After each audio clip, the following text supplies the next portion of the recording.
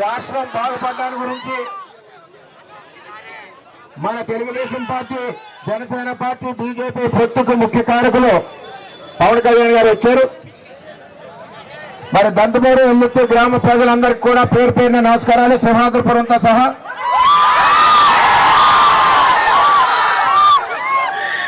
మొన్న మీకు రెండు విషయాలు చెప్పాలి. ఈ మధ్యన టీవీల్లో చర్చ జరుగుతుంది.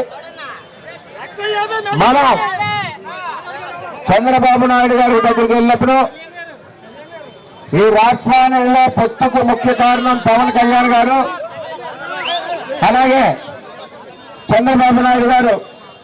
ఆయన యొక్క పట్టుదల వల్ల మనం పొత్తు పెట్టుకుని కూటమిగా ఏర్పడి టీడీపీ, జనసేన, బీజేపీ మనం ముందుకెళ్తున్నాం.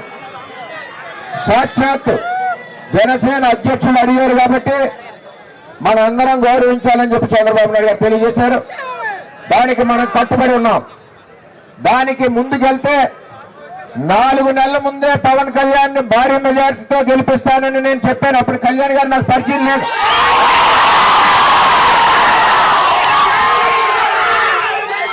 ఈరోజు నిజాయితీతో చంద్రబాబు నాయుడు గారు ఇచ్చిన మాటకి, కళ్యాణ్ గారికి ఇచ్చిన మాట కట్టుబడి నిజాయితీతో, కసితో పవన్ కళ్యాణ్ గారిని గెలిపించాలని పనిచేస్తా ఉన్నాం. మనందరం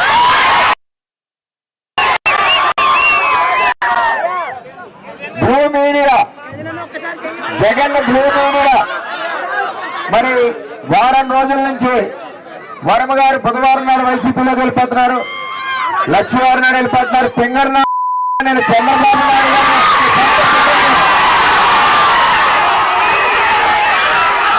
మీరు నన్ను 2014 నుంచి ప్రయత్నిస్తున్నారా, మీ వల్ల ఏది అవ్వదు.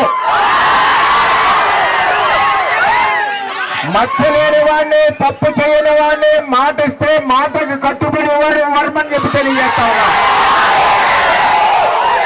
ఇవాళ జగన్మోహన్ రెడ్డిని అడుగుతున్నా,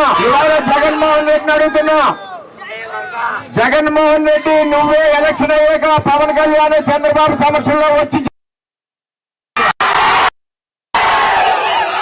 అలాగే నీ దగ్గర పందికొక్కులందరూ కూడా అప్పుడే మా తలుపులు తడుతున్నారు.